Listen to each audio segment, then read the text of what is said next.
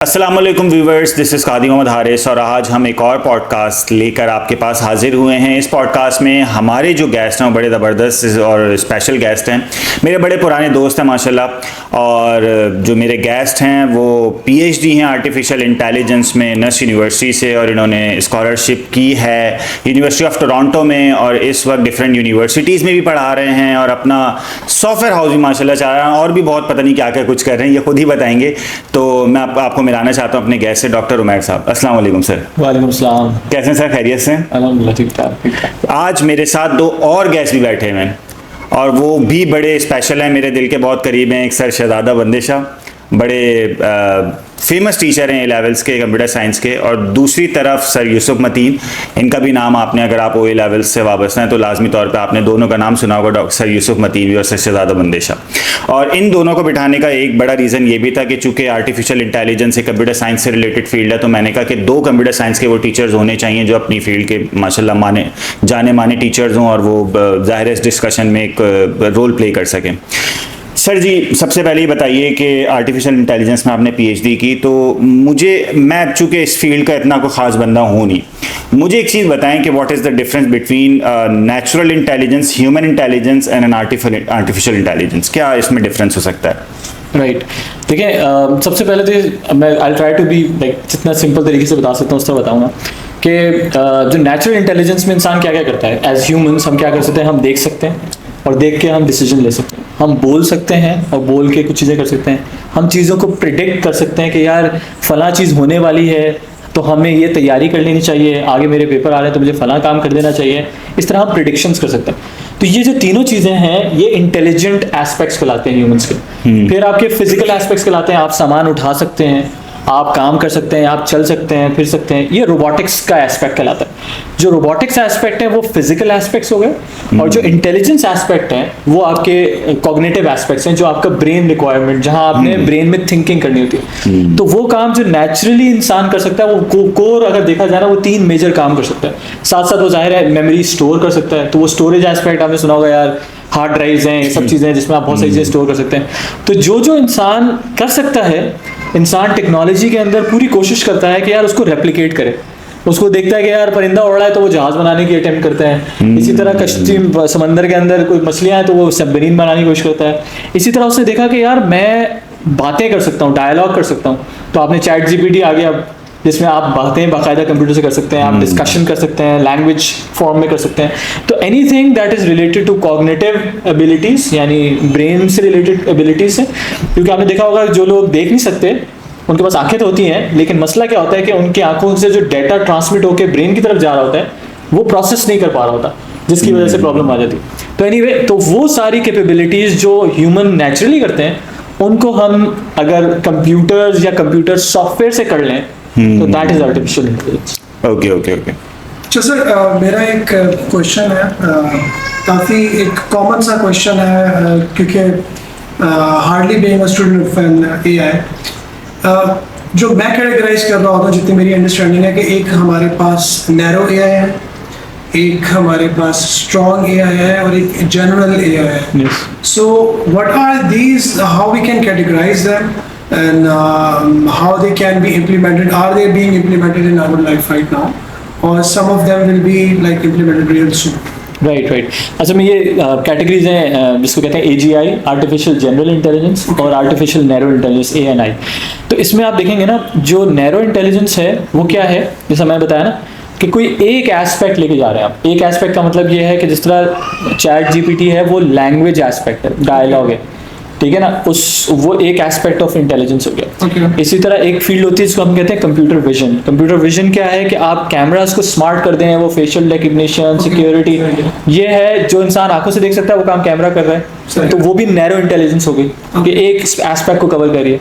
इसी तरह predictive machine learning जिसको हम कहते हैं, प्रिडिक्टिव एस्पेक्ट है कि आप प्रिडिक्ट करते हैं कि यार मेरी सेल्स फोरकास्टिंग क्या होगी, मेरी बजट रिक्वायरमेंट्स क्या होंगी कंपनीज के अंदर जो आप कर रहे होते हैं, ठीक है, मेरी इन्वेंट्री कितनी रिक्वायरमेंट आने वाली है, या जो फेसबुक और इंस्टाग्राम आपकी प्रोफाइलिंग करते हैं कि भाई ये बंदा है तो ये क्या क्या खरीदने वाला है, या इसको पीटीआई ज़्यादा पसंद है या नून लीग ज़्यादा पसंद है, वो सारी जो पॉसिबिलिटीज़ हैं वो आपके बारे में क्या कर रहे हैं, एक आपके बारे में एक इमेज बना रहे हैं और उसकी बेस पे बिहेवियरल मॉडल्स बनते हैं, उसकी बेस पे आपकी प्रेडिक्शंस होती है कि यार ये वाला पोस्ट तो भाई जरूर लाइक करेगा या ये फुटबॉल पसंद करता है। तो अब क्या हो रहा है, ये प्रेडिक्शन हो रही है। तो ये अगर सिर्फ प्रेडिक्टिव एस्पेक्ट इंप्लीमेंट कर रहे हैं तो नैरो इंटेलिजेंस है, सिर्फ लैंग्वेज एस्पेक्ट इंप्लीमेंट कर रहे हैं तो अगेन नैरो इंटेलिजेंस है, अगर आप विजन एस्पेक्ट इंप्लीमेंट कर रहे हैं तो फिर भी नैरो इंटेलिजेंस है।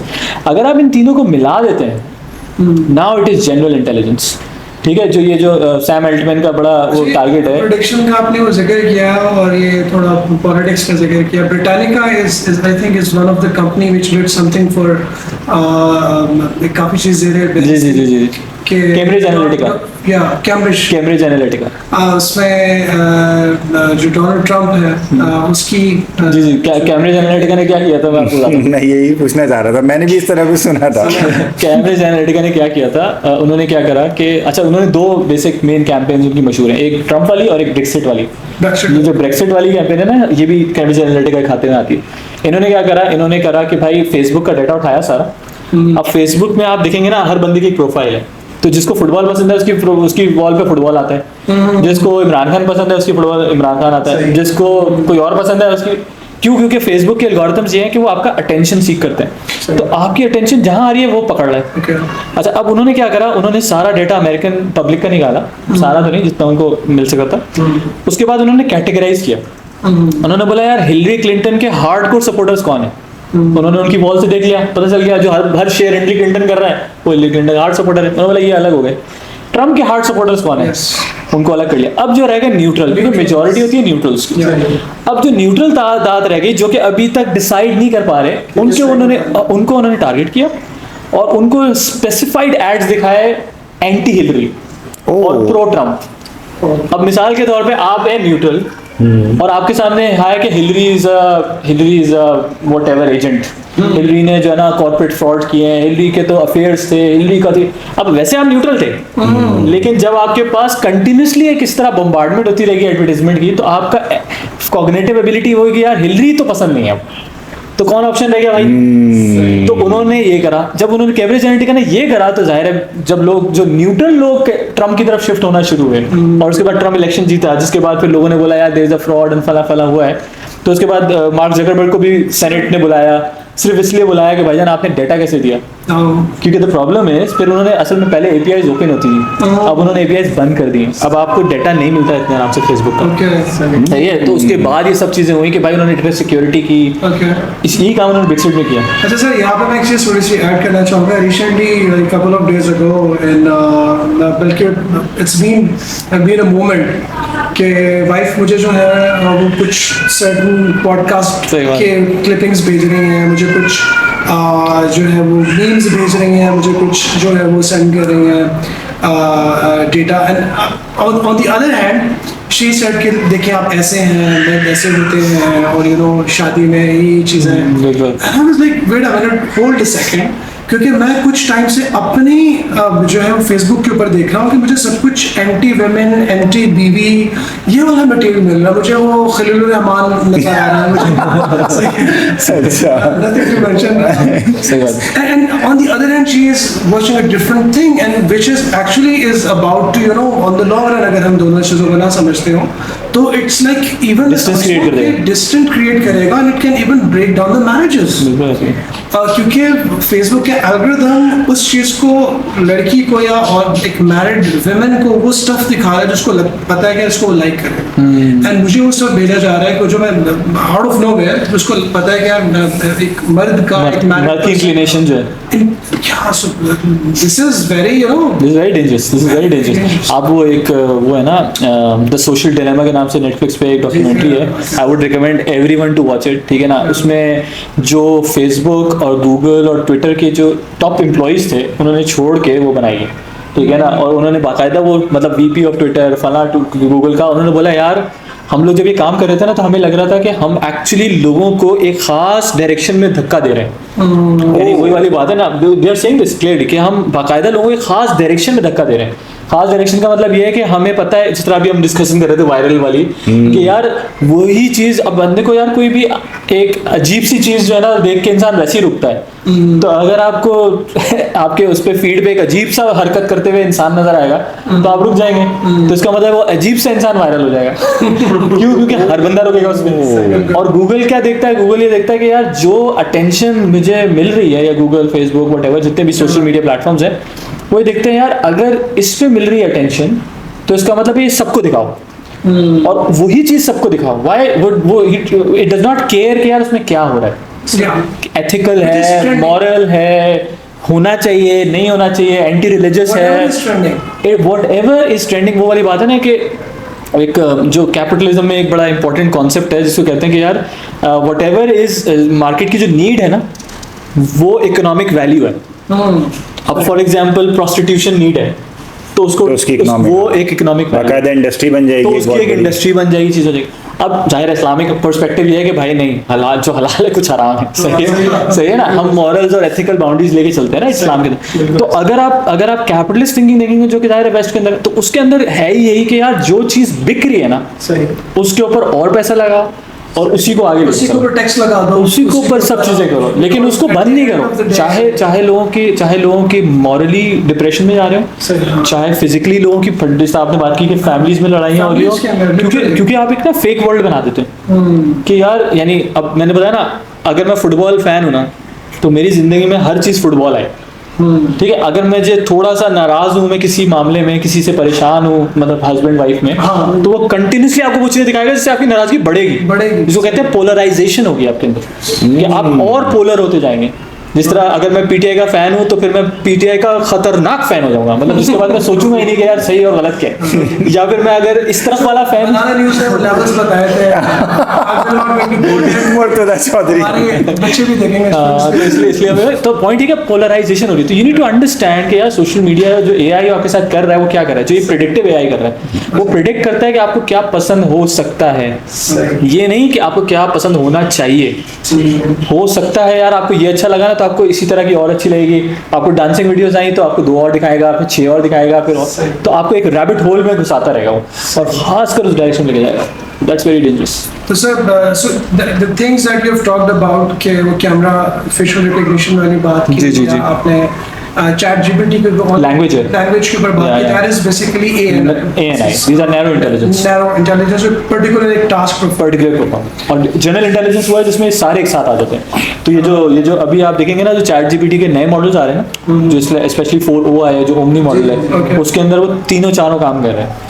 वो क्या कर रहा है, वो आप उससे बातें करेंगे ना, तो आप बातें करेंगे, वो आपको बातों से जवाब देगा। वो उसका कैमरा खोल देंगे तो आपको बताएगा यार आपके बाल थोड़े सही नहीं लग रहे अभी, ठीक है ना, यार आप खुश नहीं लग रहे, आप आपके एक्सप्रेशंस एनालिसिस भी करेगा वो। तो now what they are doing is AGI पे बिल्ड कर रहे हैं। वो कह रहे हैं यार हमने अलग अलग बना लिए सारे, अब इसको कंबाइन करो। फिर वो आपने देखा होगा टेस्ला जो है, वो इलॉन मस्क जो है, वो एक ऑप्टिमस जो उनका मशहूर रोबोट है वो बना रहा है, जो कि $25,000 के अंदर आपको मिल जाएगा। $25,000 के अंदर गाड़ी मिलती है अमेरिका में ना, तो आपके गाड़ी के मुकाबले में आपको एक घर पे एक रोबोट मिल जाएगा जो कि which is AGI equipped and now it will look at you and say यार क्यों रो रहे हो आप, सही है, क्योंकि अगर आप रो रहे होगे, what if it's bipolar, कुछ हमने बोला कि वो आपको अगर अब यही सबसे बड़ा मसला है कि जो रेगुलेशंस हो रही है ना दुनिया में। actually another debate है कि AI can be biased, can be racist, क्योंकि जिस डेटा पे आपने ट्रेन किया ना। अच्छा, मजे की चीज़ है, मेरे एक दोस्त भी जो इस वक्त भी कनाडा से एक मेरे दोस्त हैं, पीएचडी कर रहे हैं, और उन्होंने पीएचडी किस पे की है, कर रहे हैं अभी, फ़ोन जब हम अनलॉक करते हैं तो हम फिंगर से जो है वो टच करते हैं, वो उस फिंगर टच से जो है वो कुछ मेरे ख्याल में शायद हार्ट रेट वगैरह का शायद इस तरह कुछ जो है वो हेल्थ इश्यूज वो खुद फ़ोन आर्टिफिशियली उसको जो है वो डिटेक्ट करेगा, और फिर वो उसको उसके डॉक्टर से अपॉइंटमेंट्स लेगा, और पता नहीं क्या क्या वो उस पर काम हो जाए। तो सही तरह समझ में भी नहीं आया कि चल क्या रहा है भाई। ये देखिए ना, एआई के ना दो मैं आपको बताता हूँ। एक है गुड एस्पेक्ट्स, अभी हम बुराई भी पढ़ रहे हैं बहुत सारे। तो गुड एस्पेक्ट्स मिसाल के तौर पे एक प्रोजेक्ट है यूनिवर्सिटी टोरंटो का, एक प्रोजेक्ट है, नाम भूला मैं, उसके अंदर क्या है कि जो काम, मतलब क्योंकि बहुत सारा डाटा एनालाइज करना होता है ना, एज ए पीएचडी लेवल आपको बहुत सारा डाटा एनालाइज करना होता है। तो वो जो डाटा एनालिसिस वाला काम है, जिसकी बेसिस पे आपने रिजल्ट्स निकाले हैं, प्रिडिक्ट करना है वो सारा का सारा, वो सारा काम जो एक पीएचडी, जो टीम ऑफ पीएचडीज को तकरीबन 6-7 साल लगते थे, वो काम एआई मॉडल उन्होंने बनाया है जो कि शायद उसने कुछ घंटों में कर दिया।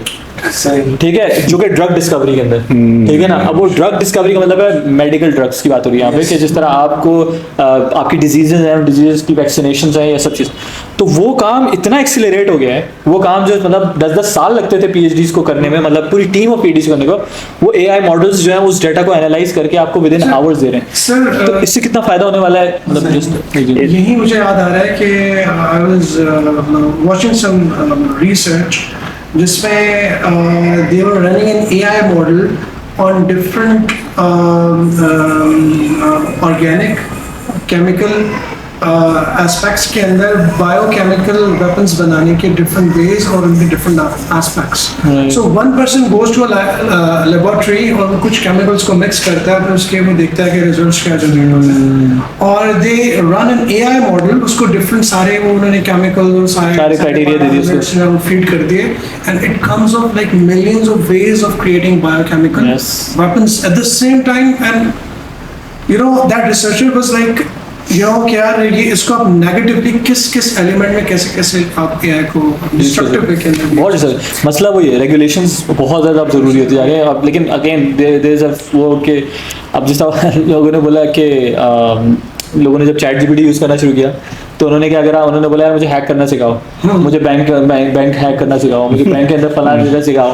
तो चैट जीपीटी सिखा रहा है अच्छे बच्चों की तरह जिस तरह बोलते हैं ना मेरा असाइनमेंट वाला हुआ, असाइनमेंट वाला। मैं एक यूनिवर्सिटी में अभी एज अ रिसर्च सुपरवाइजर जो है ना मैं काम कर रहा हूँ वहाँ पे, तो आप ये देखें कि कहाँ तक चीज़ें पहुँच चुकी हैं। हम जिस यूजुअली सॉफ्टवेयर्स पे काम करते हैं कुछ, तो मैंने एक बच्चे को रिसर्च में मैंने कहा भाई इंटरव्यूज़ जो है ना आप कंडक्ट करें और मिनिमम आपके पास 200 रिस्पॉन्डेंट्स होने चाहिए। अब यूजुअली बच्चे करते क्या हैं कि अपने आसपास के बच्चों को दे दिए, एक लड़के को बिठा दिया, उसने 10 इंटरव्यू जो क्वेश्चन है वो फिल कर दिए। मजे की चीज़ ये है कि ये डाटा ले जाके मैंने एक सॉफ्टवेयर पे जब डाला, उसमें बाकायदा तौर पे वो सॉफ्टवेयर इस काबिल है, वो बता देता है कि ये ट्रू पॉपुलेशन को इस वक्त रिप्रेजेंट नहीं कर रहा है डाटा। मतलब जिसका हम कह सकते हैं ना कि एक अच्छे एस्पेक्ट्स हैं, कुछ बैड एस्पेक्ट्स हैं, तो ऑब्वियसली। अच्छा सर, एक चीज़ अब मैं थोड़ा सा एक क्वेश्चन की तरफ आऊँ, दूसरे क्वेश्चन की तरफ। सर देखें, एक काम जो इंसान कर सकता था अब वो हम आर्टिफिशियली रेप्लिकेट कर चुके हैं, कोई और कर रहा है जो इंसान नहीं है, कुछ और XYZ है।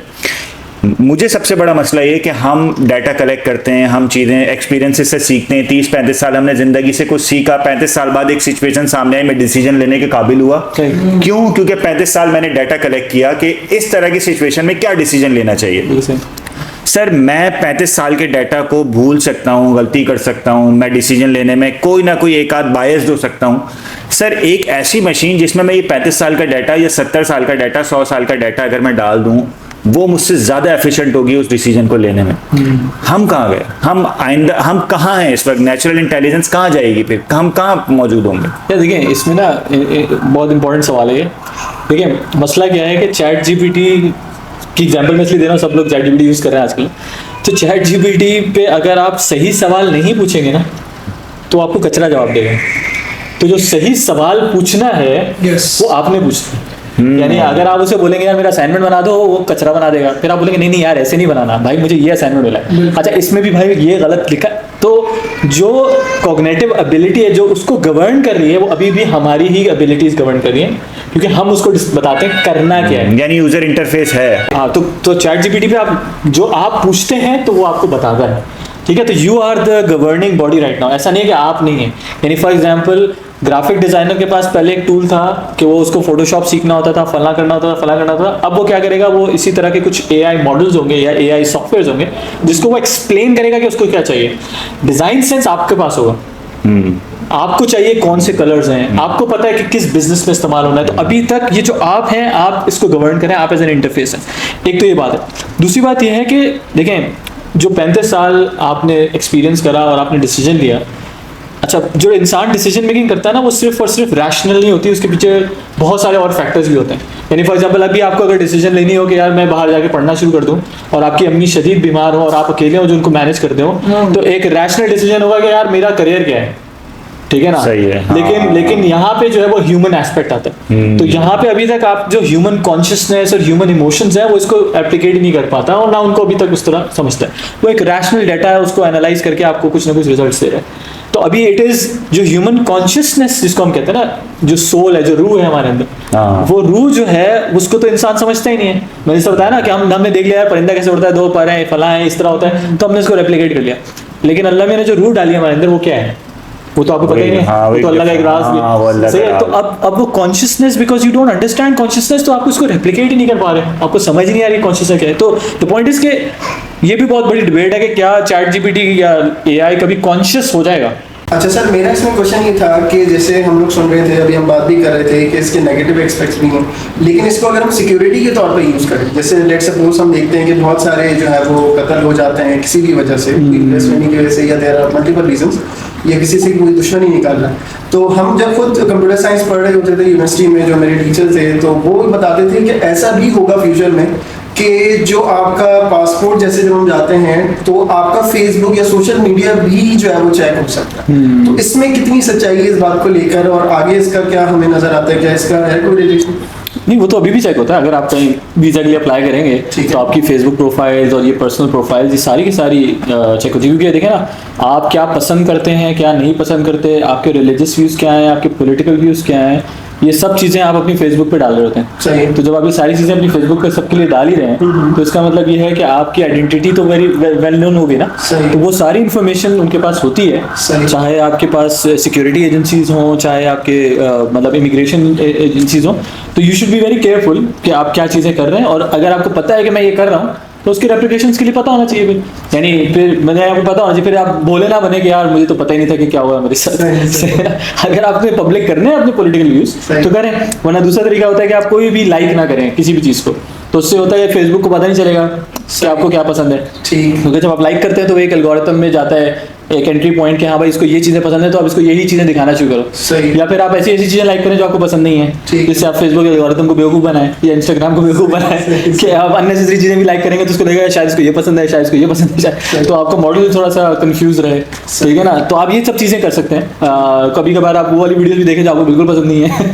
तो सर इसका मतलब है कि डाटा बिक रहा है अभी भी? डाटा 100% बिक रहा है। डाटा इज बिग, डाटा ही तो सबसे बड़ा ऑयल है। सबसे definitely one of the I think biggest commodity in capitalism, जैसे अगर वो it's shaping your political alliances, जिसकी वजह से आप लोगों को देखो, capitalism में it's like controlling people, right? Now to get with money, juice out of them with money. Yeah. तो the data is actually helping you out to get the job done. तो सबसे जो बड़ी गेम है वो big data की, बिल्कुल सही बात। तो anyway, अच्छा सर, दूसरा क्वेश्चन मेरा ये था कि जो स्टूडेंट्स हैं, जैसे हम लोग ओ लेवल्स पढ़ा रहे हैं, तो नाम से तो हमें बहुत अच्छा लगता है आर्टिफिशियल इंटेलिजेंस, हम सोशल मीडिया पे भी देखते हैं, लेकिन स्टूडेंट्स ने अगर उस फील्ड की तरफ जाना है या वो उस फील्ड में अपना करियर बनाना चाहते हैं, तो क्या ऑप्शन हमारे पास हो सकते हैं? वो अंडर ग्रेजुएट लेवल के ऊपर चले जाएंगे या आगे जाके डिसाइड करना चाहिए, या ए लेवल्स के बाद डिसाइड करना चाहिए, और वो कौन सा रोड मैप होगा वो प्लीज़ ज़रूर बताइएगा ताकि बच्चों के लिए आसानी हो। सही। तो देखिए, मैं सब हम डिस्कशन नहीं कर रहे थे कि एआई का ना एक बज़वर्ड भी बना हुआ है। ठीक है ना, बज़वर्ड का मतलब ये कि जिस तरह थोड़े से अरसे पहले क्रिप्टो एक था कि भाई हर बंदा क्रिप्टो, ब्लॉकचेन और ये सब चल रहा था। उससे पहले एक .NET का बूम चल रहा था कि सब जो ये कर लें तो वेबसाइट बना लेगा तो अरबपति हो जाएगा। ठीक है ना, तो ये स्कीमें, इसको इन स्कीमों से तो पहले बाहर निकले आप। सबसे पहले ऐसा कुछ नहीं होता। दूसरी बात इंपॉर्टेंट ये है कि देखें, ये जो इमर्जिंग करियर्स है ना, ये पूरी एक इमर्जिंग जिसको हम कहते हैं डिजिटल करियर्स। डिजिटल करियर्स में एक एआई एक एस्पेक्ट है, डिजिटल मार्केटिंग एक एस्पेक्ट है, यूएक्स डिज़ाइन है, ग्राफिक डिज़ाइनिंग एक एस्पेक्ट है, वेब डेवलपमेंट एस्पेक्ट है, मोबाइल एप्लीकेशन एक एस्पेक्ट है। ये सारे डिजिटल करियर्स है। ERP सॉल्यूशंस एक एस्पेक्ट है, शॉपिफाई स्टोर्स लोग बना रहे हैं, अमेजोन पे काम कर रहे हैं, ये सारे डिजिटल करियर्स की डोमेन में आते हैं। इसमें एआई जो है वो एक एस्पेक्ट है, तो इसको एक एस्पेक्ट के तौर पे ही लीजिएगा। अच्छा, इवन तो ये एस्पेक्ट बहुत ज़्यादा डिसरप्ट कर रहा है, यानी ग्राफिक डिज़ाइनर्स भी अब एआई की मदद लेंगे ताकि उनकी ग्राफिक्स अच्छी बन सके। कंटेंट राइटर्स एआई से कंटेंट लिखवाएंगे।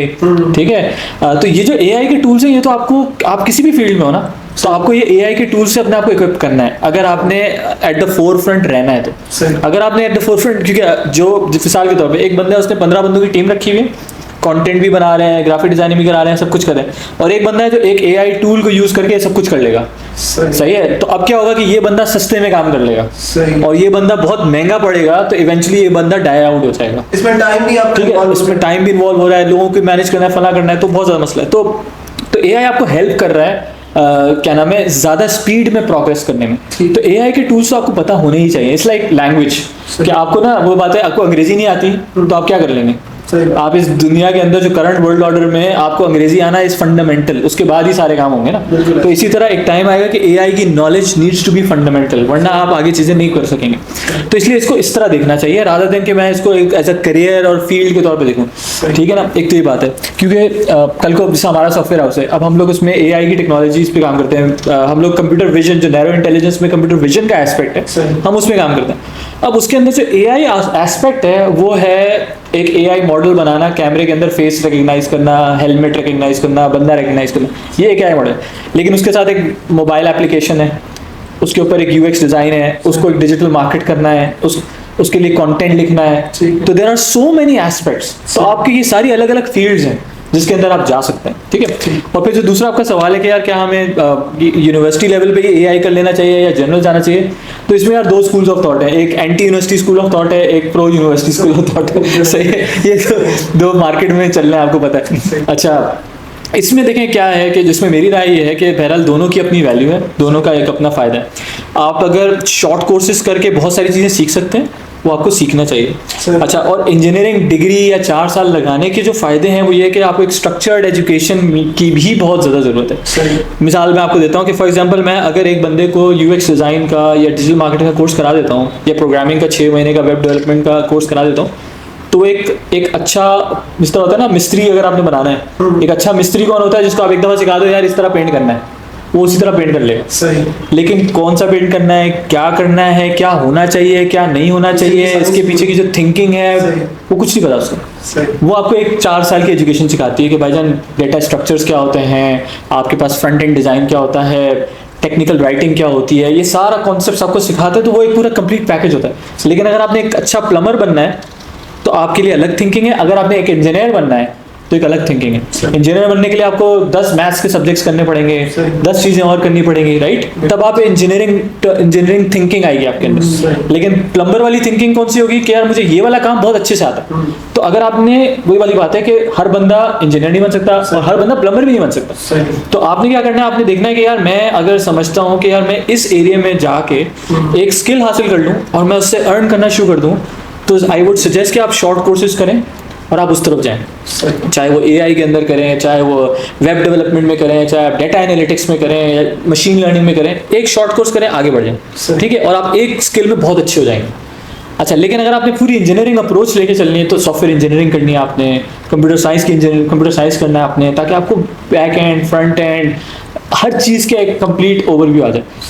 तो आपने डिसाइड करना है कि आपने कहाँ जाना है। ठीक है ना। आप फॉर एग्जांपल एक बंदे को पीएचडी करना है या पीएचडी लेवल एक इंतहाई कॉम्प्लेक्स रिसर्च हो रही है, राइट?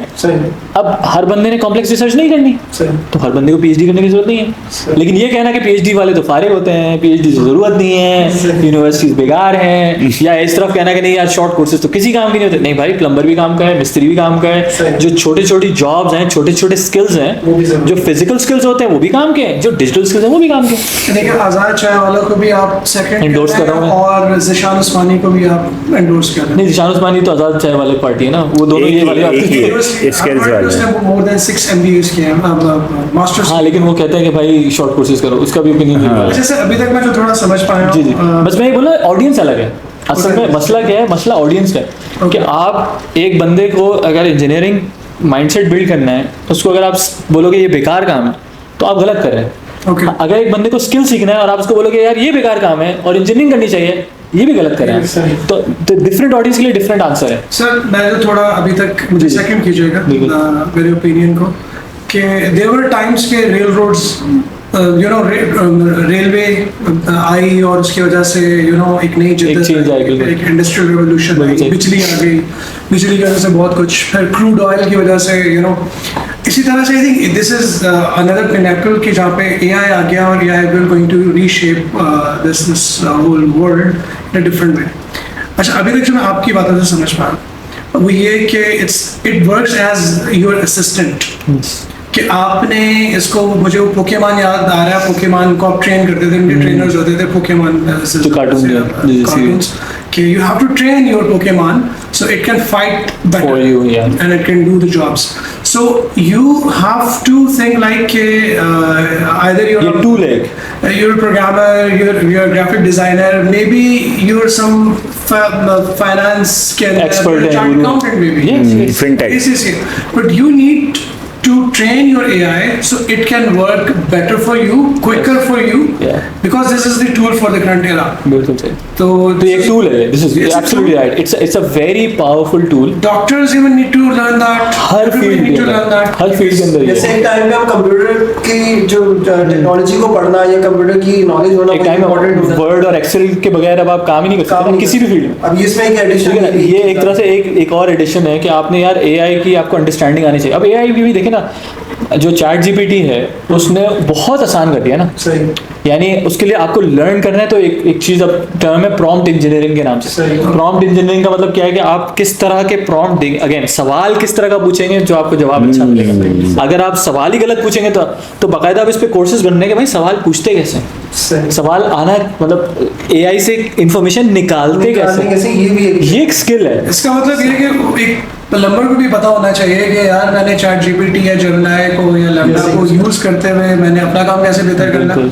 और एक इंजीनियर को भी पता चाहिए एक पीएचडी डॉक्टर को भी पता चाहिए पीएचडी डॉक्टर को भी पता होना चाहिए कि बिल्कुल। अपने उसको रिसर्च वर्क को फर्दर नैरो डाउन कर तो ये समझ लें डेमोक्रेटाइज कर दिया इसने टेक्नोलॉजी को ना this is the tool of the era. Yes it's one अच्छा ऑफ द सर बिगेस्ट इसमें अगर हम एक चीज ऐड करें जैसे मुझसे एक स्टूडेंट ने क्वेश्चन पूछा था क्लास में सर ये बताइए कि अब तो सब एआई का दौर आ गया है कोडिंग जो है वो हो जाती है तो हमें क्यों अब ये लूप पढ़ा रहे हैं या एरे पढ़ा रहे हैं इट वर्क्स एज तो- सर ने बिल्कुल क्लियर तो देखिए ना अब देखिए लूप और एरेस की अंडरस्टैंडिंग आपको होना बहुत जरूरी है फ्यूचर में क्या ऐसा हो सकता है कि हम जो है वो प्रोग्रामर को रिप्लेस कर देंगे देखिए ये बिल्कुल हो सकता है ठीक है रोबोटिक्स अगर बहुत ज्यादा हो गया है सही। लाइक वो जैसे सर ने बोला ना कि like there is a cognitive approach बिल्कुल, बिल्कुल। And then there is Physical- physical approach and what if you are thinking of Combining both these. Terminator series में वो आर्नल्ड श्वार्ज़नेगर का मैं फैन हो गया था 2 3 फिर वो जेनेसिस तो वो वाला एलिमेंट के रोबोटिक्स साथ and they are taking over the world और ये भी एक क्वेश्चन आता है कि क्या तो ये वो वाली बात हो जाएंगे उस तरह की देखिए मसला ये कि देखिए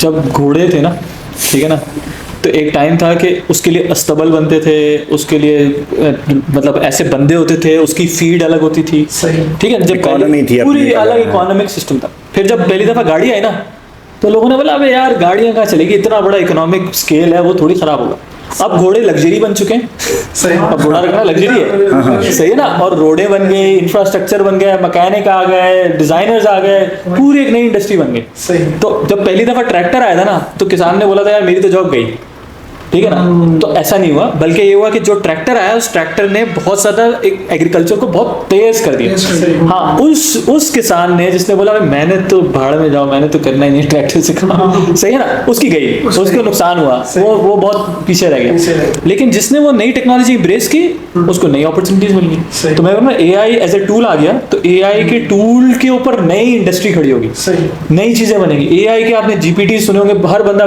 फॉर एग्जांपल अगर मेडिकल डॉक्टर है अभी आप चैट जीपीटी से मेडिकल के बारे में पूछेंगे वो एक जनरल बातें बताता है सही लेकिन अभी ऐसे लोग चैट जीपीटीज बना रहे हैं अब वो जीपीटीज कहलाते हैं ट्रेन करना कि वो प्योरली रेडियोलॉजी या हार्ट सर्जन का डेटा सारा डाल रहे हैं ग्रेट और उसके ऊपर वो हार्ट सर्जन के लेवल पे आंसर करेगा जबरदस्त सही है ना इसी तरह अगर आपने मतलब प्रोग्रामिंग साइड पे जा रहे हैं तो आपने को पायलट का नाम सुना होगा गिटहब का जी, को heard about पायलट it. वो प्योरली प्रोग्रामिंग साइड में आपको हेल्प करेगा तो अब आपके पास डिफरेंट टूल्स आते जा रहे सही। हैं अब मिसाल के तौर पे यानी कैलकुलेटर है अब कैलकुलेटर जितनी प्रोग्राम फास्ट आप कर सकते हैं 1 मिलियन नहीं। 5000 मल्टीप्लाई बाय 735 सही। मैं और आप हम में से कोई भी नहीं नहीं कर कर सकता सकते। कैलकुलेटर कर सकता है लेकिन जब कैलकुलेटर आ गया तो क्या वो हमसे ज्यादा बेहतर है यस एक एस्पेक्ट में वो हमसे बहुत ज्यादा बेहतर है लेकिन इसका मतलब ये नहीं कि वो हमसे बेहतर है सही वो हाँ। टूल है सही। जिसको यूज करके मैं आगे बढ़ रहा हूँ सही तो जीपीटी और एआई इज अ टूल इसको एज अ टूल देखें और उसको यूज करते हुए आपने अपनी हर फील्ड में आगे बढ़ना है इसको फील्ड बनाने से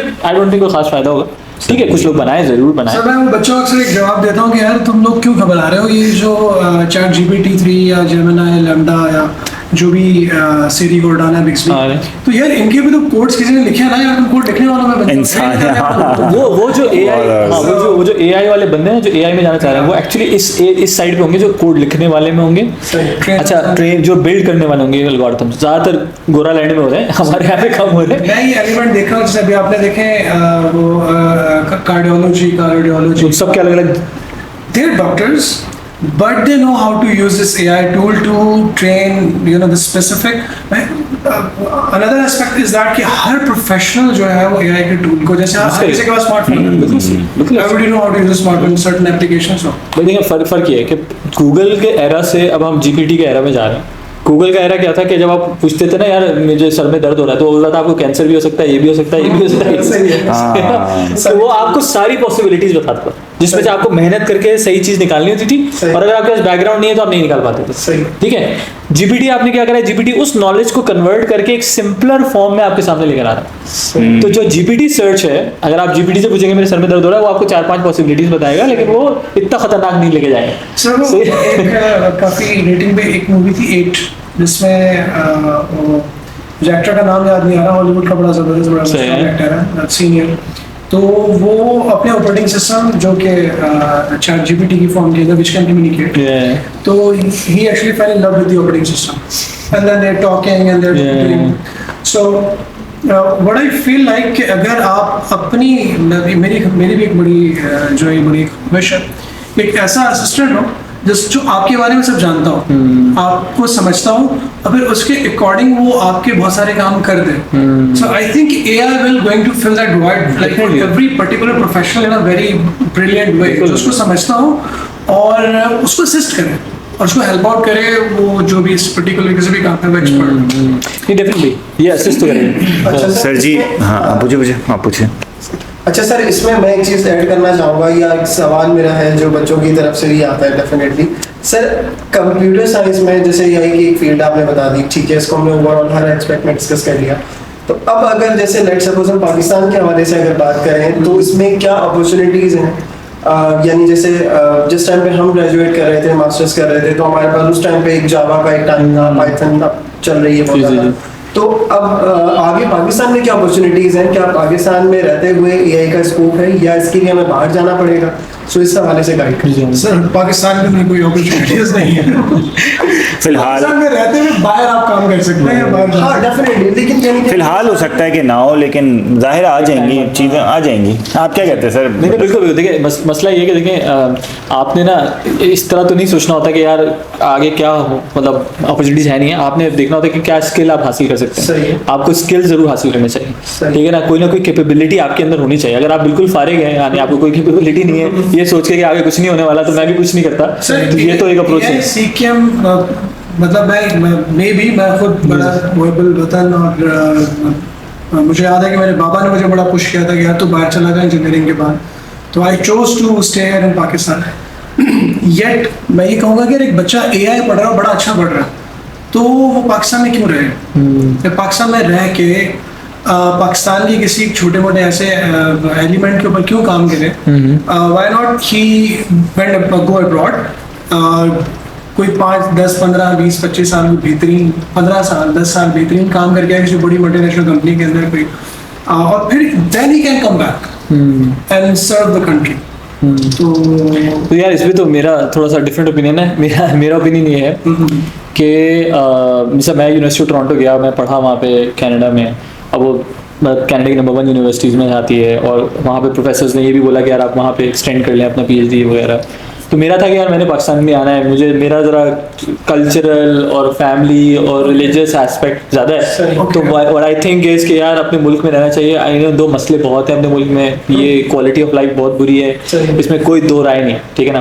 तो ये वाली बात आपकी बिल्कुल सही है। अच्छा, अब इसमें होता है कि हर बंदे की प्रेफरेंस होती है, जैसा मैंने बताया ना, यूनिवर्सिटी और वो एक अलग अलग लोग हैं, ठीक है। प्रेफरेंस ये होती है कि फॉर एग्जाम्पल अगर तो अल्लाह ताला ने आपको, मेरी राय ये है, अगर अल्लाह ताला ने आपको एक अच्छी फैमिली यहाँ पे दी है, अच्छा पैसे कमा रहे हैं, और आप अच्छी लाइफस्टाइल गुजार सकते हैं, अच्छी लाइफस्टाइल का मतलब एक डिसेंट लाइफस्टाइल गुजार सकते हैं, तो मेरा ये ख्याल है कि बाहर नहीं जाना चाहिए, ठीक है ना। उसकी वजह क्या है कि बाहर जाके आप बहरहाल at the end of the day second grade citizen है, at the end of the day आपका रिलीजन सेकंड है, at the end of the day आपका कोई फैमिली स्ट्रक्चर नहीं है, वो बहुत सारे मसले वहाँ पे ना, ठीक है। अच्छा, अगर तो ये सब कुछ आपके पास नहीं है, यानी अगर आप एक नॉर्मल बेसिक अच्छा लाइफस्टाइल नहीं गुजार पा रहे और आप स्ट्रगल कर रहे हैं, तो जो स्ट्रगल कर रहे हैं उनको जरूर बाहर जाना चाहिए। क्यों बाहर जाना चाहिए? क्योंकि यहाँ का जो वेटर है ना, पाकिस्तान में जो वेटर बनता है, वो बेचारा जुल्म के मारे मर जाएगा, क्योंकि उसको 20,000 रुपये तनख्वाह मिलेगी, कुछ नहीं कर सकता वो, ठीक है। लेकिन वहाँ पे वेटर जो है ना, वो $2,000 कमाता है, और अगर वो $200 घर बेचता है तो वो 30,000, 40,000, 60,000 रुपये बन जाता है, ठीक है, तो अब जो करेंसी गैप है वो इतना बड़ा है कि उस बंदे को बाहर चले जाना चाहिए।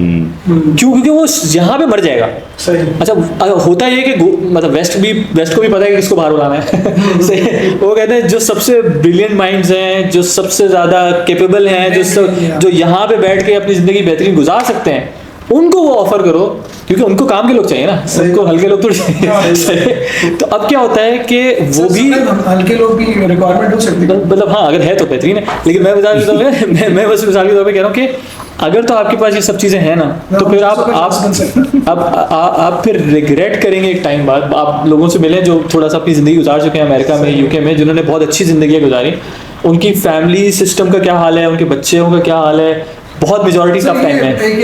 एक अलग डिबेट है, लेकिन इसी क्वेश्चन का रीजन यही था नहीं, लेकिन मेरा पॉइंट ये है कि देखें अब दो चीजें ना, तो अगर आपने पढ़ने जाना है तो यार आपको मेरा ख्याल है ग्रेजुएशन के बाद जाना चाहिए। सही। ठीक है, ग्रेजुएशन आप यहाँ पे करें, उसकी वजह है कि मास्टर्स आप वहाँ करें, क्योंकि ग्रेजुएशन अगर आप वहाँ करेंगे ना तो आपको वहाँ की चकाचौंध नजर आएगी और आपको लगेगा यार बस यही दुनिया है।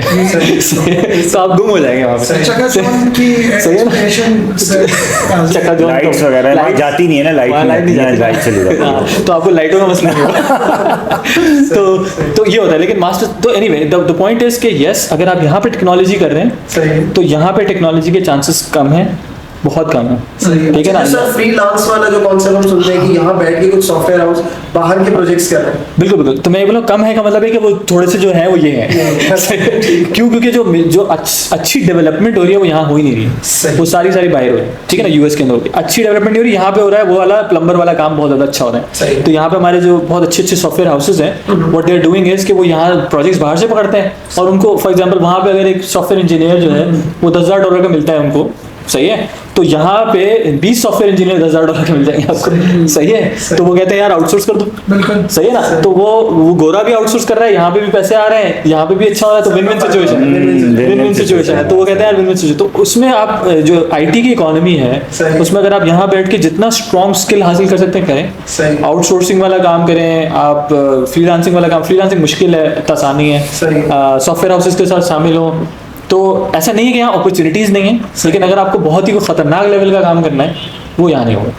यहाँ पे आप एक डिसेंट लेवल का काम कर सकते हैं, खतरनाक लेवल बड़े लेवल का, जिस तरह आप जीपीटी लेवल की प्रोग्रामिंग करें। अच्छा, मुझे लगा कि शायद हो सकता है कि आप ऐसा बहुत जबरदस्त काम करना चाह रहे हो टेक बेस किसी भी लेवल का जो कि यहाँ के लोगों को पसंद ना नाराज हो जाए। वो भी हो सकता है, वो भी हो सकता है। अच्छा सर, एक चीज़ जो मैं पूछना चाह रहा था एक्चुअली वो ये है कि मैंने जो सुना है वो कॉग्निटिव लेवल्स की जो आपने बात की आर्टिफिशियल इंटेलिजेंस की, उसमें ये है कि पीछे से एक डाटा आ रहा होता है, हमने एक बहुत बड़ी क्वांटिटी में हमने डाटा उसमें डाला, वो उस डाटा की बेस पे रिजल्ट ले रहा है। इसका मतलब ये है कि तकरीबन एक तरीके से एक ह्यूमन इंटेलिजेंस भी जिस तरह डाटा की बेस पे काम कर रही है, तो इसी तरह आर्टिफिशियल इंटेलिजेंस भी उसी बेस पे काम कर रही है।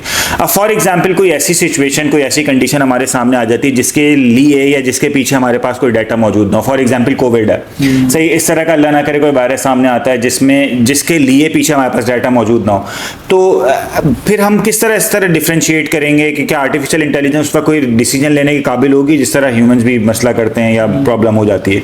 आपको क्या लगता है, क्या एआई उन चीज़ों में हमें हेल्प कर सकेगी? देखिए अगेन, जिस तरह हमें कोई चीज़ नहीं पता होती तो हम एक्सपेरिमेंटेशन करते हैं, हाइपोथेसिस बनाते हैं, डिफरेंट चीज़ें ट्राई आउट करते हैं, ये सब चीज़ें हम करते हैं, फिर हम नया डाटा जनरेट करते हैं, उस नए डेटा जनरेशन की बेसिस पे डिसीजन लेते हैं ना। ऐसा ही तो एआई आपको इन सब अगेन एज अ टूल वो आपको हेल्प कर देगी कि यार मुझे बहुत सारी कैलकुलेशंस करनी है, तो बहुत सारी कैलकुलेशंस जो वो अब आपको एआई बहुत अच्छे से स्पीड में करके दे देगी, वरना आपको बैठ के बहुत टाइम लगा के डिफरेंट सॉफ्टवेयर्स में करना था, वो सारा आपको तो AI is your companion, it's going to help you out in many things, in the good things and probably in the bad things. अच्छा, गुज़िश्ता दिनों मैंने एक सोशल मीडिया पे एक खबर पढ़ी कि साउथ कोरिया में एक रोबोट ने ओवरलोड काम के लोड की वजह से खुदकुशी कर ली। अब पता नहीं सच है झूठ है, अल्लाह बेहतर जानता है क्या है, लेकिन इसका मतलब ये है कि रोबोट्स में या आर्टिफिशियल इंटेलिजेंस में कुछ ना कुछ इमोशंस डाले जा रहे हैं या कुछ ना कुछ पुट किए जा रहे हैं, तो वो थ्रेट नहीं बन जाएगा? मतलब ऐसा तो नहीं हो सकता फ्यूचर में जाके जिस तरह मूवीज में देखते हैं कि एक वक्त आएगा एक बंदा हमारे सामने खड़ा, जैसे ह्यूमंस के बारे में कहा जाता है ना कि वो खुदा के सामने आके खड़े होगा, खुदा नहीं है, या आ जाओ देख लेते हैं हम। तो इस तरह अगर ये आर्टिफिशियल इंटेलिजेंस रोबोट्स हो गई, हमारे सामने खड़े हो गए कि आ जाओ देख लेते हैं कौन ताकतवर है, हम भी तो इंटेलिजेंट हैं, आप हैं इंटेलिजेंट, तो क्या ऐसी पॉसिबिलिटी है जो मूवीज में देखते हैं? क्या आप यार देखिए सर मुझे सेकंड कीजिएगा, क्योंकि मैं अगेन आई एम स्टूडेंट, मैं क्यों क्वेश्चन को थोड़ा बाउंस करके यहाँ पे भेज रहा होता हूँ, क्योंकि आई बिलीव कि ये मुझे ज़्यादा उसका एक बेहतरीन जवाब दे सकता है। और हमारी बात नहीं, थोड़ी हमारे क्वेश्चन होते हैं, हमारे रिप्रेजेंट कर रहे होते हैं हमारे लेवल्स के इंटरमीडिएट वाले स्टूडेंट्स। सर एक स्ट्रॉन्ग एआई, मैंने जैसे आपने एएनआई एजीआई को एक्सप्लेन कर दिया, स्ट्रॉन्ग एआई की जो मेरी अंडरस्टैंडिंग है कि when AI start getting conscious, it's self aware कि आई एग्जिस्ट। साइकोलॉजी के अंदर दिस सेट के 3 साल तक के बच्चे को, 3.5 साल तक के बच्चे को ये नहीं पता होता जब वो अपने आप को मिरर में देख रहा होता है कि मैं, after that it start getting, this is the reason कि जब छोटे बच्चे शीशे के सामने खड़े हो रहे होते हैं तो वो बातें कर रहे होते हैं, उनको लगता है कि कोई और खड़ा है। So after that, humans even after certain age, they are aware that I exist, I want this, I like this. So if the AI will going to have this ability, which is I think strong AI, कि it's conscious, कि I exist, I think this way, जो it से I हो जाएगा, तो then we're going to have these kind of problems. हाँ देखिए, अब मसला ये है कि जिस तरह हम लोग पहले भी डिस्कस कर रहे थे कि कॉन्शियसनेस एक डिफिकल्ट वो है, व्हाट इज कॉन्शियसनेस, इसका अभी तक हमारे पास आंसर नहीं है। ठीक है, इवन साइकोलॉजी के हु एम आई, अगर आप बोले ना आई एग्जिस्ट, तो व्हाट इज आई, इसके ऊपर तो किताबें लिखी हुई हैं फिलोसोफर्स ने, राइट? क्योंकि आपको पता ही नहीं है कि आपका जो ये जो गोश्त का लोथड़ा है, ब्रेन है, वो ब्रेन से कैसे एक इममटीरियल प्रेजेंस जनरेट हो रही है जो कि रूह कहलाती है या कॉन्शियसनेस कहलाती है, जो कि जिसके ऊपर आप कहते हैं कि यार हम ये परसीव कर सकते हैं दुनिया को ना। तो वो जो कॉन्शियसनेस है उसकी ना हमें क्लैरिटी है ना हमें पता है क्या होता है, इवन तो बहुत रिसर्च चल रही है, सब कुछ हो रहा है। तो द प्रॉब्लम इज कि you don't understand consciousness, so if you don't understand consciousness तो उसको रेप्लिकेट करना ये बहुत ही एक इम्पॉसिबल सा टास्क है जब तक कि हम अंडरस्टैंडिंग लेवल पे वहां तक ना पहुंच पाए। तो एक तो ये मसला है। दूसरा मसला ये कि देखें इवन दो बहुत सारे लोग हमारे मौजूद होंगे जो कि सेल्फ अवेयर नहीं है, they not conscious but they living, तो दे लिविंग, जिंदा तो है ना। तो एनीवे, तो दूसरा मसला ये है कि देखें अभी तक जो एजीआई में जिस लेवल पे हम पहुंचे हैं और चीज़ें हो रही हैं वो डेफिनेटली अगेन डाटा को एनालाइज करके वो आपके पास कुछ ना कुछ आपको आंसर्स दे रहा है डायलॉग की फॉर्म में। ठीक है, उसको आपने 10 साल का डाटा ट्रेन करा तो उसको वो डाटा को सर्च करके, जिस तरह आप एक बंदे को डॉक्टर की डिग्री हासिल करनी होती है तो बहुत सारी किताबें पढ़ता है 6 साल तक। उसके बाद जब कोई भी बंदा आता है वो बोलता है सर खांसी हो रही है, तो उसके दिमाग में होता है यार ये पॉसिबिलिटीज़ हैं। ठीक है ना, यही काम आपने जीपीटी के साथ कर दिया कि आपने उसको बहुत सारा डाटा पढ़ा दिया, अब उस डाटा पढ़ाने के बाद वो कुछ चीज़ें आपको बता पा रहा है। लेकिन क्या वो ये डिसीजन लेना शुरू कर देगा कि वो एग्जिस्ट करता है या कॉन्शियसनेस आना शुरू हो जाएगी? अभी तक जो मेरी अंडरस्टैंडिंग है और जो मेजर टॉप लेवल साइंटिस्ट हैं वो यही कहते हैं कि यार because we don't understand consciousness so we don't think कि it can become conscious, we think कि वो एक खास एल्गोरिथम के थ्रू चल रहा है। ठीक है ना, एक एल्गोरिथम है, जिस तरह मैं बताया ना कि हम कैलकुलेटर है, उसके अंदर एक कैलकुलेशन है, एक एल्गोरिथम है, फिजिकल एल्गोरिथम है, मतलब फिजिकल चिप है, उसके ऊपर एक एल्गोरिथम बना, वो एल्गोरिथम पे चल रहा है। अब क्या वो एल्गोरिथम जो ह्यूमन, हम भी तो एक किसी न किसी एल्गोरिथम पे चल रहे हैं, सही है ना, तो क्या वो जिक्र होता है कि which kind of chemical changes are responding and what kind of emotions are, बिल्कुल। तो क्या वो एल्गोरिथम्स सेल्फ अवेयर हैं? तो अभी तो आंसर है नो। ठीक है ना, नंबर 1 बिकॉज हम बिल्ड कर रहे हैं उनको। ठीक है, अच्छा क्या वो कभी सेल्फ अवेयर हो जाएंगे? The answer is we don't know, and the way mathematically it is defined it is highly unlikely at this point in time. जिस तरह हमें पता है यार वो मतलब मैथमेटिकल इक्वेशंस है, तो इक्वेशंस है, डीप लर्निंग के मॉडल्स हैं कि भाई ये होता है तो फिर ये होगा, तो फिर ये होता है फिर ये होगा। अगर आप प्रोग्रामिंग करते हैं तो आपको पता होगा यार एल्गोरिथम्स, तो अब एल्गोरिथम आप बोलो यार वो एल्गोरिथम इस तरह परफॉर्म करता है, वो कुछ कीवर्ड्स उठाता है, वो कीवर्ड्स को कनेक्ट करता है, उनको वेट्स देता है, उनकी बेसिस पे आपको एक आंसर जनरेट करके देता है। तो एक तरह से मैकेनिकल एल्गोरिथम हो गया ना।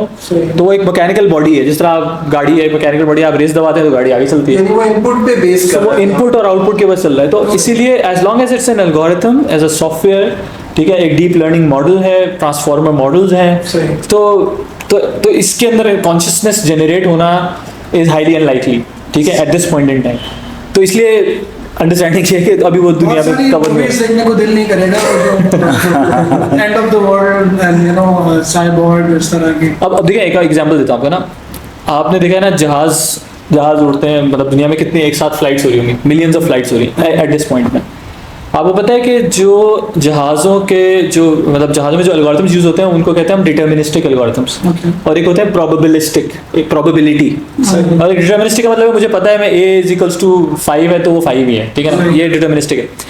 तो जितने भी मॉडल्स आप जहाज में लगाते हैं वो आप डिटर्मिनिस्टिक लगाते हैं, आपको एग्जैक्टली पता है कि भाईजान इतना फ्लाइट होगी, इतनी स्पीड होगी तो उड़ेगा और उतरेगा, क्योंकि आप रिस्क नहीं ले सकते ना, वरना पूरा जहाज उड़ जाएगा। अच्छा, एआई के अंदर क्या होता है कि आपने सुना होगा जीपीटी के, क्योंकि वो प्रोबेबिलिस्टिक एल्गोरिथम्स है, प्रोबेबिलिस्टिक एल्गोरिथम है तो कभी कभार जीपीटी आपको उल्टे सीधे आंसर भी देता है, क्योंकि उसकी प्रोबेबिलिटी 0.1% भी है तो गलत जवाब मिल जाएगा। अब एग्जाम्पल मैं देता हूँ, अगर आप 1 लाख जहाज उड़ा रहे हैं आज के दिन और उसमें मैं एआई के मॉडल्स यूज करूं और यूज नहीं होते, अभी यूज नहीं होते, उसकी वजह क्या है? उसकी वजह ये है कि वो यूज नहीं होते क्योंकि उनका 1% चांस है एरर का। तो अगर 1% एरर का चांस है तो कितने जहाज गिरेंगे रोजाना? हाँ ना, अगर 1 लाख में 10 तो गिरेंगे। मैथ्स के टीचर नहीं, 0.1% का मतलब ये 100 गिरेंगे ना। 100 नहीं है तो आप इतने जहाज गिरा देंगे, इतने जहाज तो गिरा देंगे अगर आप एआई लगा देते। सही है, यानी कि जहाँ तो पॉजिटिव होना था वो नेगेटिव साइड। हाँ, तो मसला ये है कि आप कभी भी एयरलाइंस में एआई नहीं लगाएंगे जब तक कि वो डिटर्मिनिस्टिक ना हो जाए, जब तक आपको 100% ना पता हो कि इसका आंसर ये है। जीपीटी के आंसर में कभी उल्टे सीधे आ जाते हैं ना आपके पास, तो उल्टे सीधे आंसर की वजह से कभी भी, इसका मतलब प्रोबेबिलिस्टिक है। प्रोबेबिलिस्टिक एल्गोरिथम्स कभी भी ऐसी जगहों पे, क्रिटिकल जगहों पे नहीं लगाए जाते, तो इसलिए दुनिया कॉन्कर नहीं होगी। मतलब मेरा पॉइंट ये है कि कॉन्कर होने के लिए आपको वो एरियाज में एआई लगाना पड़ेगा जो क्रिटिकल एरिया है, तो वो कभी नहीं लगाएंगे, क्योंकि आपको पता है कि यार यहाँ पे अगर 1% भी भंड का चांस है, मतलब गलती का चांस है, इसका मतलब क्या होगा? इसका मतलब जहाज गिरेंगे, लोग मरेंगे, या शिपों में होगा या गाड़ी में। आपको पता है ड्राइवरलेस कार्स का सबसे बड़ा मसला क्या है? वो क्यों नहीं हो पा रहा अभी तक? उनका मसला ये है कि भाई वो उसको पता है जरा सी भी अनप्रिडिक्शन हो गई, प्रिडिक्टेबिलिटी खराब हो गई तो एक्सीडेंट हो जाएगा। अब एक्सीडेंट हो जाएगा तो आप केस किसके खिलाफ करेंगे? जो प्रोग्रामर है वही मर जाएगा, तो मतलब केस किसके खिलाफ करेंगे? लीगल मसला है। इस तरह की रोड्स डिजाइन कर दी जाए कि जहाँ के तो अब वो फिक्स हो गया, वो कंट्रोल्ड एनवायरनमेंट हो गया। कंट्रोल एनवायरनमेंट के अंदर तो आप कंट्रोल एनवायरनमेंट में कंट्रोल मॉडल, कंट्रोल चीज, तो फिर वो टेक ओवर कैसे करेगा? उसके अंदर कॉन्शियसनेस कहाँ रही? सब कुछ तो कंट्रोल हो गया, वो तो रोबोट हो गया। और वो फिर हाँ, तो रोबोट हो गया, इतनी ज्यादा है वो तो जाहिर है वो अपने एल्गोरिथम चलता ही नहीं है। असल में लॉन्ग रूट पे गाड़ी चला के मैं पहले वो गाड़ी थी, तो पहले गाड़ी नहीं थी, पहले फिर साइकिल थी, फिर बाइक है, फिर गाड़ी अल्लाह ताला ने दे दी। फिर गाड़ी जब मैं लॉन्ग रूट पे चलाना शुरू की तो फिर मैंने कहा इसमें क्रूज कंट्रोल अल्लाह ताला मुझे दे दे। अब क्रूज कंट्रोल आ गया, एडॉप्टिव क्रूज कंट्रोल। अब मैं सोचता हूँ कि यार नहीं यार, अभी भी ना यार, अब खुद चल दिल नहीं कर रहा, खुद ब खुद चल जाए तो कितनी अच्छी बात। तो ये अगेन ये टूल है जो आपको हेल्प कर रहा है ना।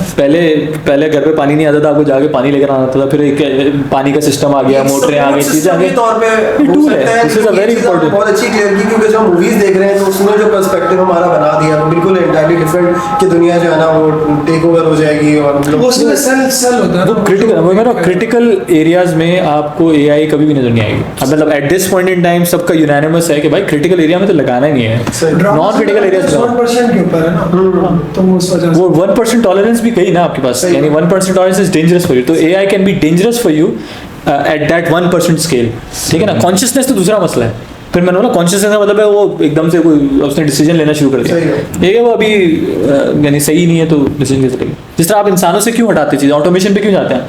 क्योंकि आपको पता है इंसान गलती करता है, तो आप कहते हैं यार ये मशीन ले आया, मशीन गलती नहीं करेगी, ठीक है। तो अब मशीन का अगर आपको पता है 1% चांस भी गलती का है, तो आप उस जगह तो नहीं लगाओगे मशीन। मतलब न्यूक्लियर वॉर हेड के अंदर आप एआई नहीं लगाओगे, तो गलती से 1% भी चल गया तो क्या होगा? तो कभी नहीं लगाओ। तो जैसे स्पेसिफिक सर्जरीज होती हैं तो वहाँ भी हम नहीं करेंगे, वहाँ भी नहीं करेंगे कि नहीं करेंगे। जो तभी वो कहते हैं कि डिटर्मिनिस्टिक मॉडल्स होने चाहिए। अब ये बच्चे जो है ना जरा अंग्रेजी टाइप करें, डिटर्मिनिस्टिक क्या होता है, प्रोबेबिलिस्टिक क्या होता है। अच्छा, एक चीज़ मुझे जो बड़ी मतलब आपने कही वो अच्छी लगी कि एआई में स्पेसिफिकली जाना वो इतना ज़्यादा फायदेमंद नहीं जितना अपनी फील्ड में रहते हुए उससे रेलेवेंट एआई को समझना, सीखना और फिर अप्लाई करना। तो मतलब हाँ, मतलब ये चीज़ बड़ी इंपॉर्टेंट है हमारे स्टूडेंट्स के लिए। बेस्ट एडवाइस अगर मैं देखूं सारी इस पॉडकास्ट के अंदर तो वो सर जो पॉइंट आउट कर, तो ये चीज़ बड़ी इंपॉर्टेंट थी हमारे स्टूडेंट्स के लिए भी। वो किसी भी फील्ड में जा रहे हैं, चाहे बिजनेस से रिलेटेड है, चाहे कंप्यूटर साइंस है, चाहे इंजीनियरिंग है, या चाहे मेडिकल है, एक्सपेक्ट कोई भी है, तो उससे रिलेटेड ई कॉमर्स हो गया, शेफ बन रहा है, कोई शेफ बन रहा है, कोई हर चीज़ में एआई can help. अर्बन या कोई होम डेकोर को डिजाइन कर रहा है, बिल्कुल ऐसे ही। AI इज अ टूल आपको आपके पास होना वो चाहिए, as a आपके support किट में होना चाहिए। बिल्कुल ऐसे ही किट में हो, ताकि आपके लिए आपके करियर में वो सपोर्ट आप प्रोवाइड कर सके। Thank you so much sir, बहुत अच्छा लगा आपसे डिस्कशन करके। मैंने बहुत इंजॉय किया लिटरली आज का जो है ना सेशन, बहुत कुछ सीखने को मिला सर। आपका भी बहुत बहुत शुक्रिया, और आप दोनों की एक चीज आज मुझे लग रहा है कि मैंने सवालात इतने पूछे सर, आप अगली पॉडकास्ट में बुलाए हैं। आपने मुझे तो ऐसा लग रहा है मैं मेहमान आया हूँ मुझे तो आज ऐसा लग रहा है लेकिन लिटरली मैंने बहुत इंजॉय किया, मुझे बहुत मजा आया, बहुत कुछ सीखने को मिला जाइंट्स के साथ बैठ के ना, ये कंप्यूटर साइंस और आर्टिफिशियल इंटेलिजेंस के।